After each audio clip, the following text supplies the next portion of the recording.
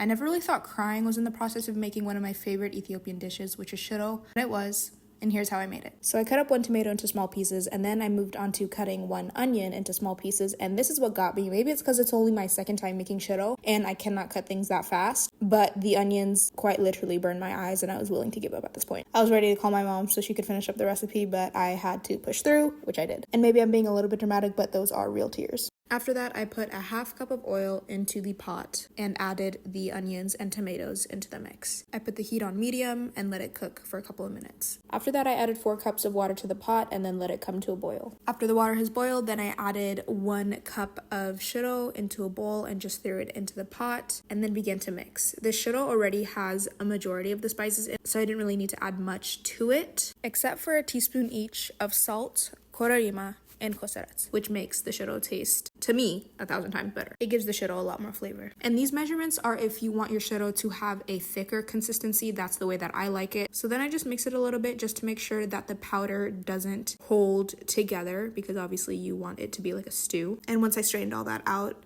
I put the lid on it and let it sit for a couple more minutes. And just like that, my shiro was ready and it was delicious. I had my mom do the taste test too, and she loved it as well. And that's about it. If you love shiro or want to try the recipe, make sure to save this video.